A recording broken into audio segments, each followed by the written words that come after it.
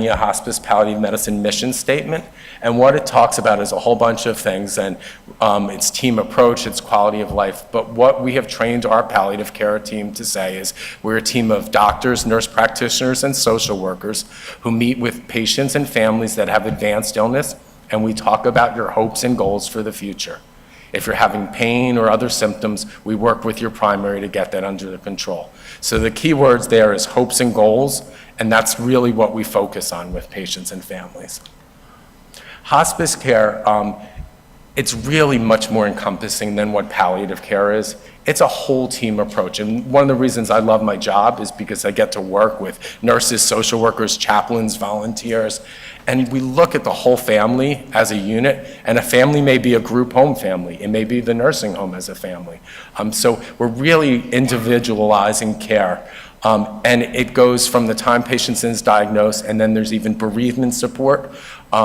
So, you know, sometimes I feel like I'm selling this product, hospice, because people hear the H word and they think it means the final days of somebody's life, stopping all medications and morphine, but that's really not what it means. So if someone's goals match hospice care, palliative care is not what they want. They really want the hospice care instead. There's lots of barriers for hospice, and right there it says patients who have only a few days.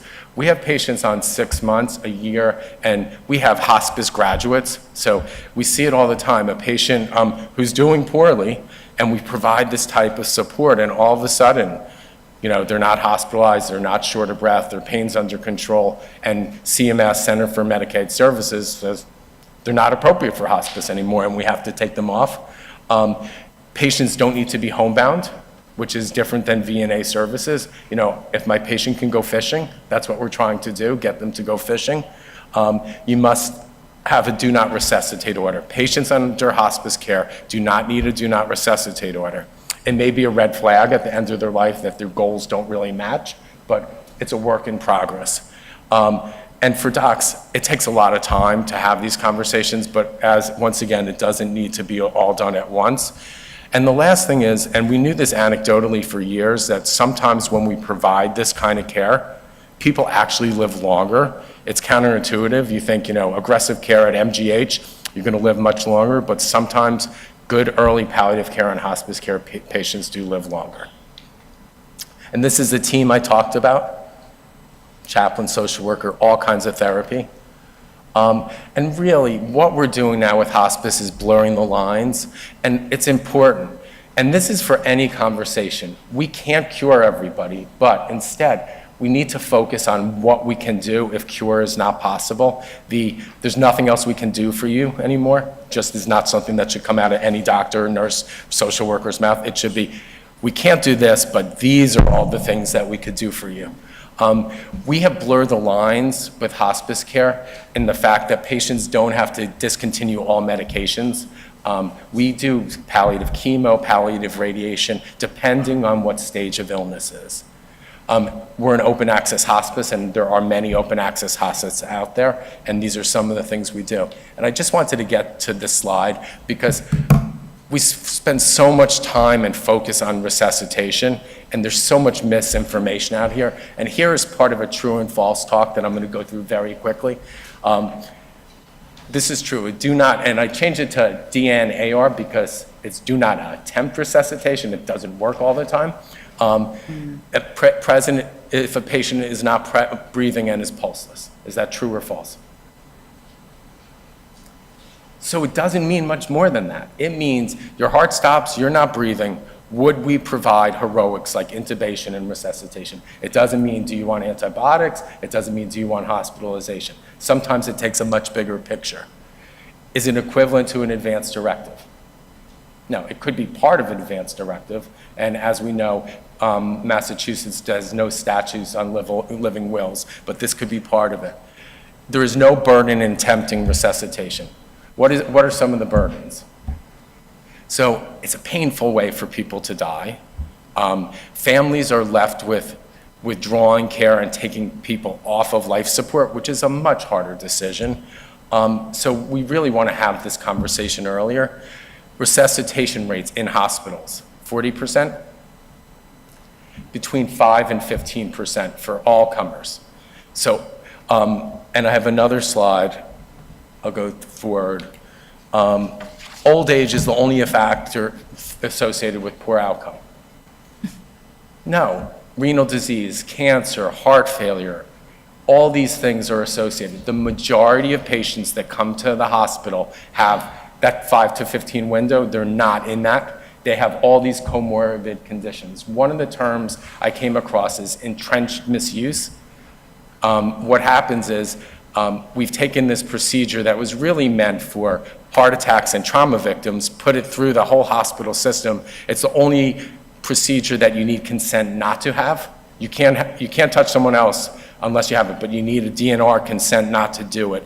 And I'm not saying it doesn't work but the conversation needs to be done with the right information, and people do make those choices.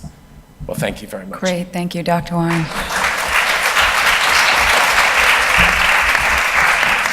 I'm gonna go to you. So, welcome, Lisa. Poor Lisa has been struggling traffic to get here, so we really appreciate you making the effort. And Lisa, we skipped just earlier. You were going to talk a little bit about turf wars and the role of healthcare proxy versus Guardian, and take some time to do that. Thank you. Terrific. So again, apologies for being late, but I'm glad that I made it.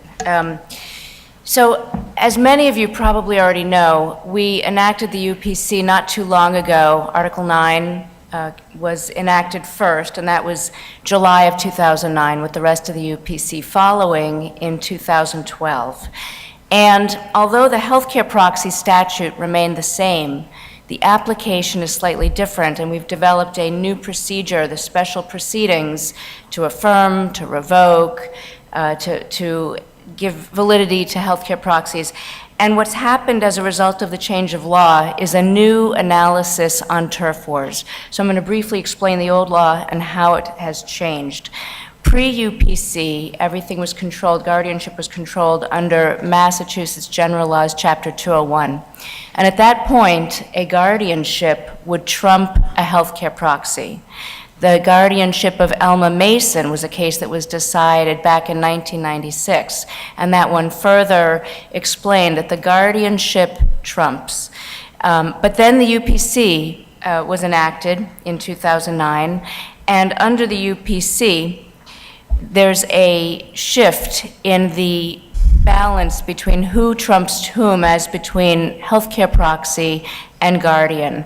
Under the new law, a healthcare proxy remains in effect even after a guardianship is allowed. And this creates some problems. What I've done in my practice, and what other people I think are doing, is developing memoranda of understanding when you've got one guardian and one healthcare proxy. Very often this plays out after litigation, where there are competing family members and competing proxies, and the court makes a determination of a guardianship and might appoint a lawyer to serve as guardian because family members are competing for control and authority under various instruments. And in that situation, you might be left with a lawyer who is serving as guardian and a family member who's serving as healthcare proxy. And then what do you do? Because the guardian and lawyer might feel that a decision might actually be more healthcare related or more guardianship related. For example, placement in a nursing home or a decision to be treated with a certain doctor. These are decisions that are quasi-guardianship and definitely healthcare proxy and who trumps whom. So the best practice, I think, to avoid conflict down the line is to have a memorandum of understanding or some kind of letter agreement, something, between the guardian and the healthcare proxy so that people know who does what, who calls what shot, whether there might be a consulting arrangement so that the guardian can make decisions but first must consult with the healthcare proxy, or vice versa. Whatever you agree to in your practice works so long as there's some kind of a basic understanding so that you don't end up in court once again. I should say that my inclination is to keep these matters out of court to the extent possible, because when a person is at end of life or is nearing that time, being in court is no place to be. and an elder should not have to, or somebody who's infirm, should not have to be dealing with family members who are stressed out because of court. The elder shouldn't be dragged through this. So to the extent you can make agreements out of court, that's great. Post-UPC, the healthcare proxy is not revoked unless, it's not automatically revoked unless specifically revoked by the court. And that means that in your petition, you need to check a particular box seeking to revoke the healthcare proxy. If that box is not checked, you're going to be left with a gray area and a turf war potentially. I'd like to run through the healthcare proxy statute in brief, just to make a couple of points and to bring things back to everybody's attention, because each time I read the statute, even though it's really not a difficult or challenging statute, but each time I read it, there's new things that I find, especially post-UPC, and especially in connection with these special proceedings to revoke a proxy or to affirm a proxy. So I want to go through this and give the genesis for these special proceedings. Under Section 2, a competent adult, this is Chapter 201D, by the way. Under Section 2, a competent adult is presumed to have competence. All adults are presumed to have competence to execute a healthcare proxy, and a competent adult can so execute a healthcare proxy. There's a presumption in the law of competence and a presumption of proper execution. They're effective upon the incapacity of the principal. Under Section 5, any and all decisions that the principal can make are decisions that the healthcare agent can make unless specifically limited. Any and all. That would presumptively mean end-of-life treatment decision-making. Under Section 6, it says that if a principal objects to a decision that was made by the proxy, then the principal's decision shall prevail. So again, there's a presumption here. There's a presumption of competence to override the agent. And that's a presumption that's listed by statute. It's always been there. But now that we have healthcare proxies that survive a guardianship, now it creates new issues for us when we're looking at a turf war potentially between the incapacitated person and the healthcare proxy and potentially the guardian. So here under Section 6, where a principal objects to the healthcare decision made by an agent, the principal's decision shall prevail. And what is objection? What does the principal have to do? I mean, you're looking at someone who's at end of life, potentially, or infirm, and at this point, keep in mind, a physician has invoked the proxy. So a physician already believes that the individual lacks capacity. So already we're in a gray area right now. So the principal can revoke under Section 7 orally, in writing, or by an act evidencing specific intent to revoke. And what is specific intent to revoke? Does that mean pulling tubes out? What is that? What is that act? It's not entirely clear, and this is where litigation happens, because there's a lot of gray areas here.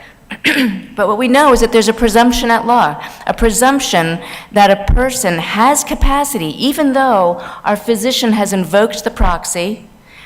The presumption at law is that the principal still has capacity to revoke.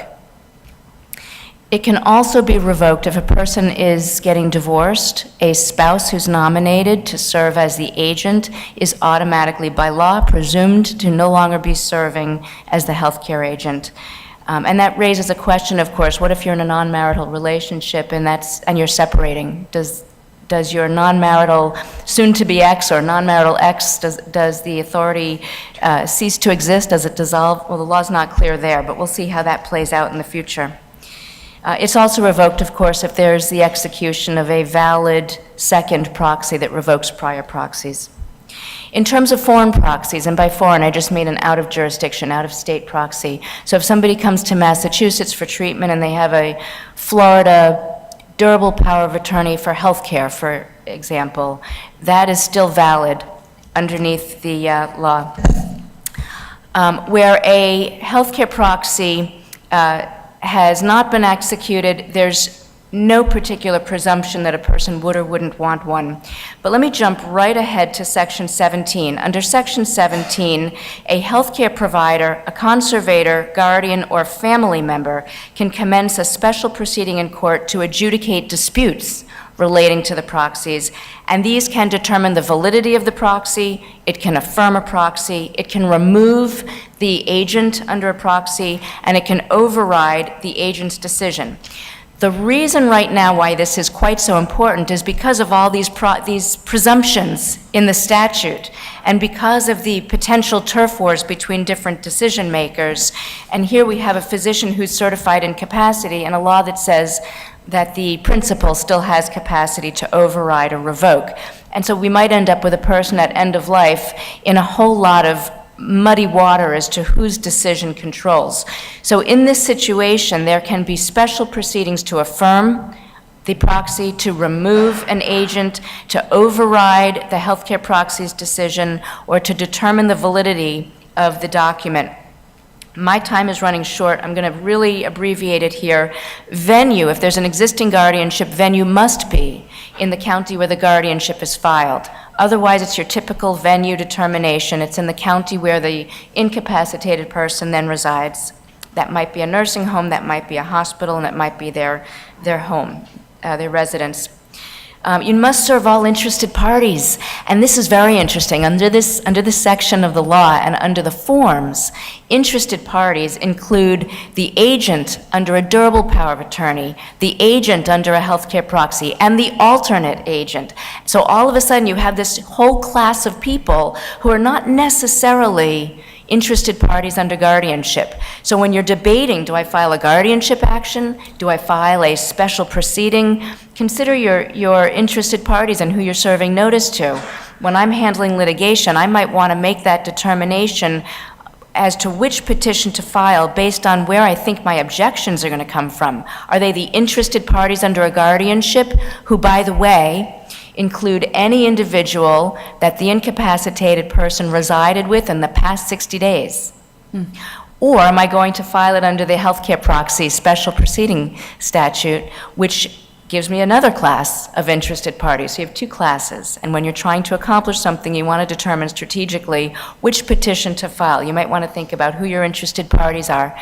Under the healthcare proxy statute and the special proceeding, these are expedited. You file your petition with your medical statement, which is an abbreviated 2-page form certifying incapacity.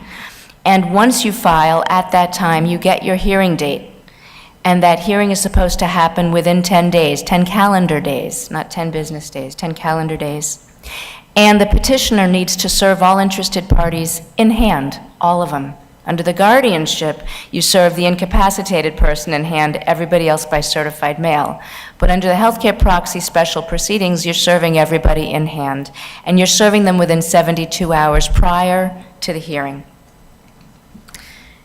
The court will always appoint counsel for the respondent if the respondent doesn't have counsel, and that again is different than the guardianship statute. The decree is going to list different check boxes, and if the healthcare proxy is affirmed, then the court further is going to determine that the principal lacks capacity, and that's going to quiet that turf war. At that point, the court has determined that the principal can no longer revoke and can no longer override.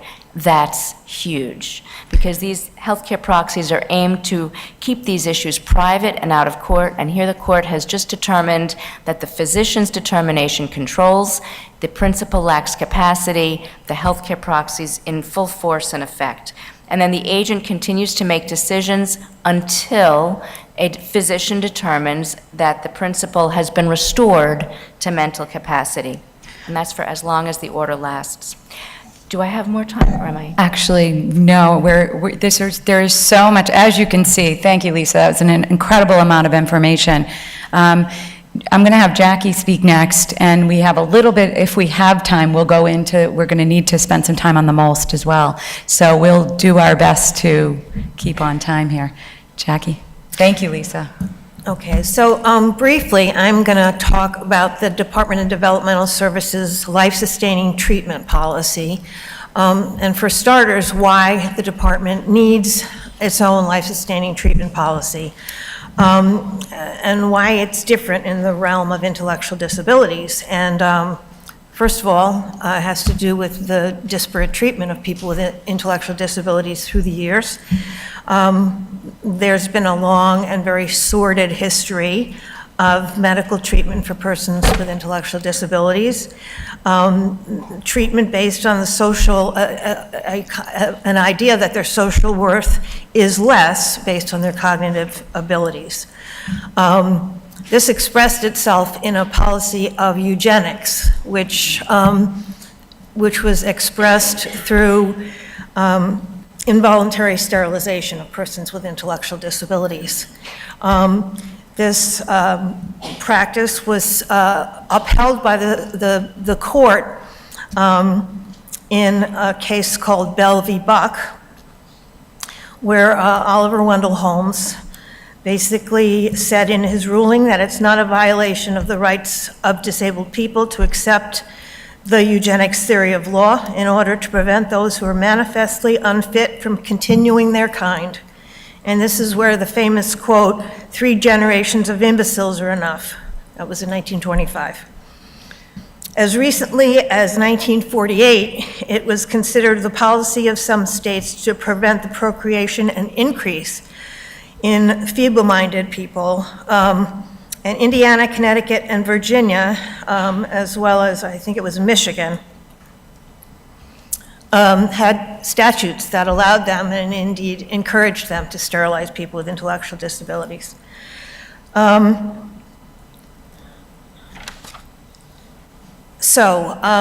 Things did improve.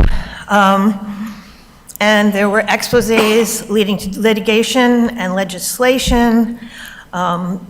The Willowbrook case, expose of the Willowbrook State School in New York, the Pennhurst in Pennsylvania, and both legislation and litigation ensued. We had the Rehab Act of 1973, Education of Handicapped Children, 94-142, which actually our state had Chapter 766 before the feds had their education case. And in fact, Massachusetts has just closed 3 of their last big institutions, Fernald, Glavin, and Templeton in the last 5 years. And of course, the complete revision of the probate code, and now new considerations for even more advocacy and self-guiding ways of handling decision-making by independent decision-making.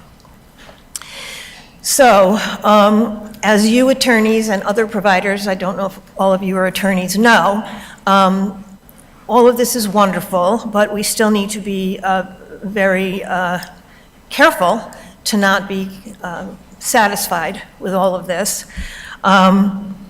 We need to encourage that valid healthcare proxies from competent people with intellectual disabilities are accepted by providers, which is not always true. I think Lisa made some mention of that. We need to discourage treatment decisions made between guardians or family members and treaters without consulting the individual with the disability, with a wink and a nod. Unfortunately, that still is happening. And we must be vigilant about when we are appointing guardians, making sure that they're individuals with the best interests of the disabled person at heart. So the main point here is that the DDS has a policy, especially for our people that get services from DDS, who have intellectual disabilities, to make sure that there is greater vigilance when we're dealing with cases involving end-of-life treatment and life-sustaining treatment. And you'll find in your handout that I included principles that guide the DDS life-sustaining treatment program and some definitions just for your interest. We are actually the petitioner in many of these life-sustaining treatment cases. That means that we are filling out a clinical team report which is a much more complicated document than just a medical certificate. It includes the signature of a doctor, a social worker, and a psychologist, all of them determining that the individual needs a guardian. When we're doing a substituted judgment, we also need an affidavit from a doctor stating why the person needs the particular treatment or why the treatment should be withheld.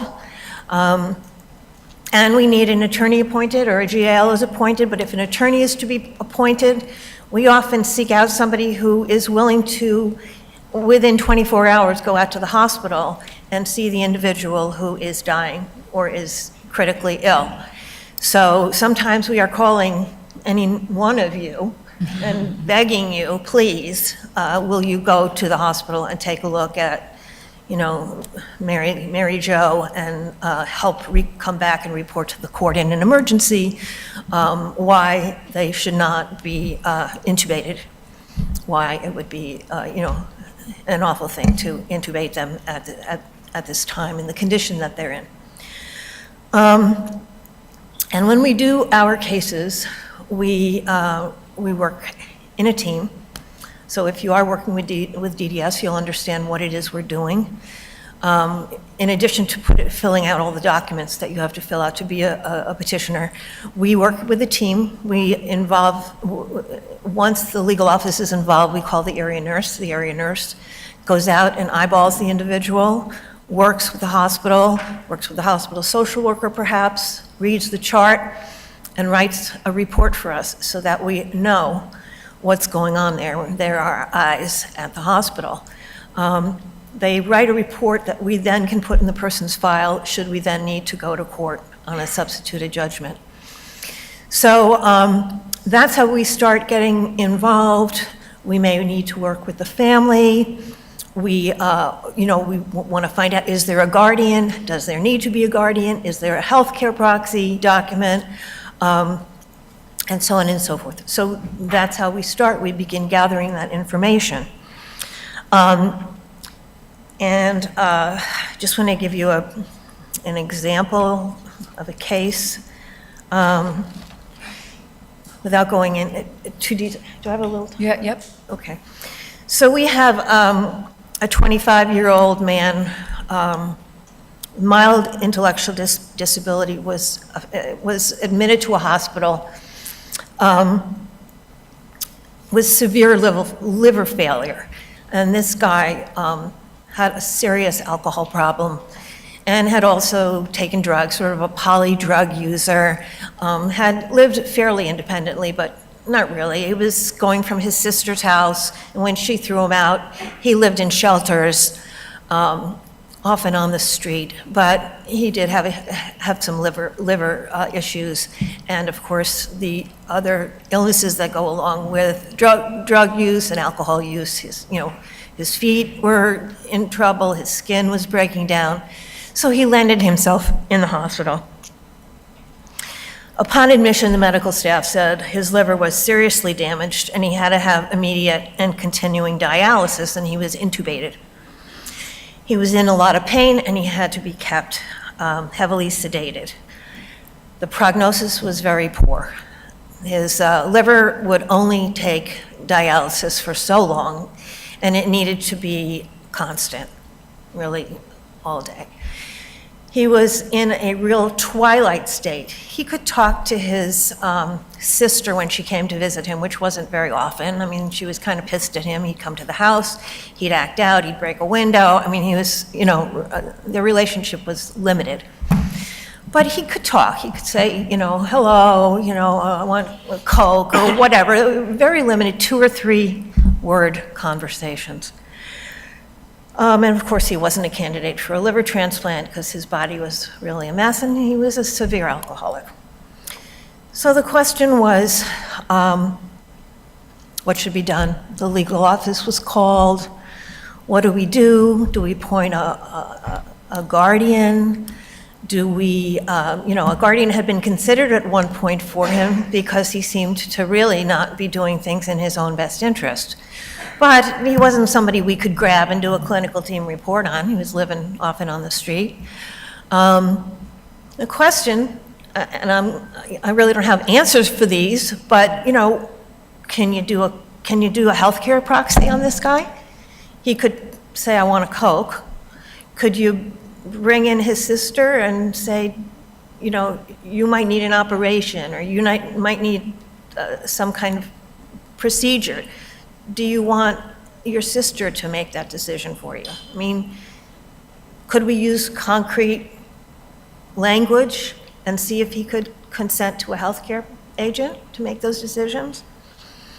Would that twilight state be enough to be considered capacity for a healthcare proxy? The standard for capacity for a healthcare proxy is way lower than capacity for other things. From what I could see, it was really just of sound mind and under no constraint or undue influence. Certainly, there was no undue influence or constraint. The question is, there's really no definition for sound mind.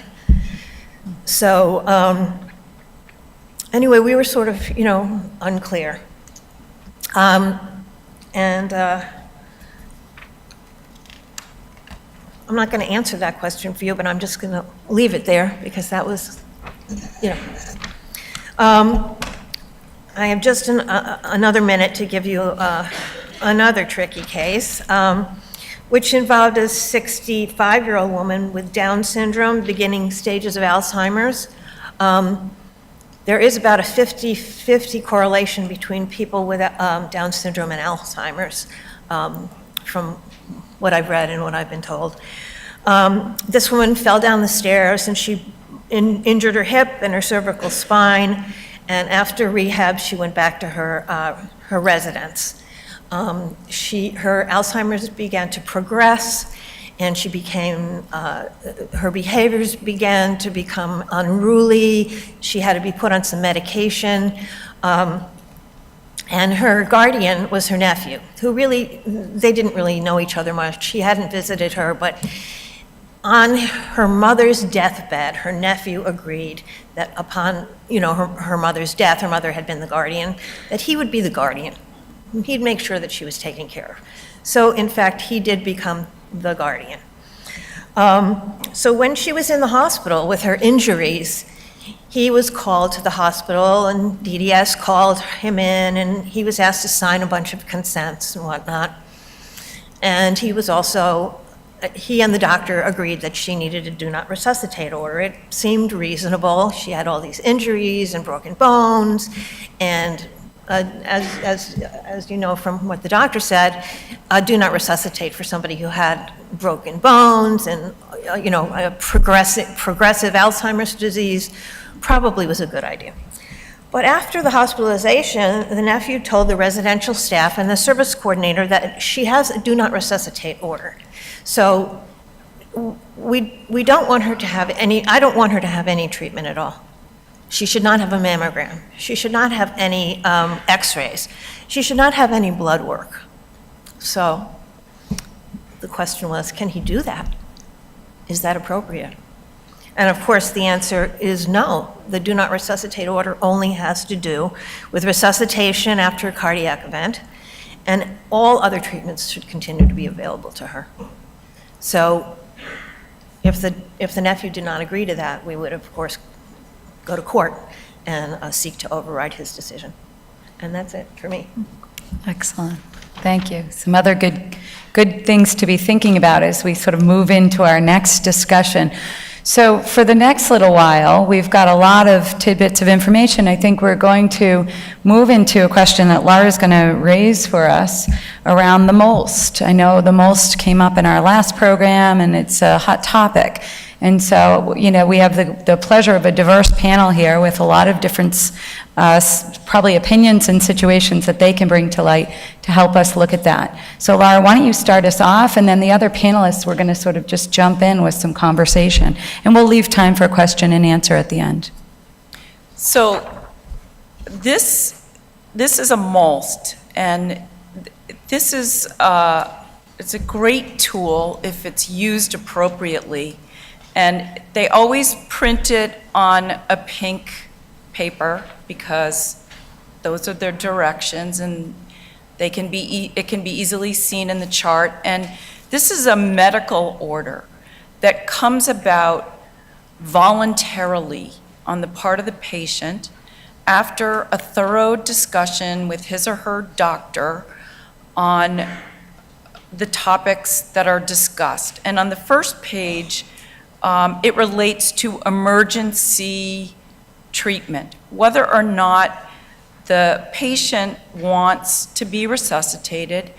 And the idea of the MOLST is that the practitioner, either a physician, a nurse practitioner, or a physician's assistant, has an in-depth conversation with the patient about what exactly resuscitation is and what it would involve for that particular person.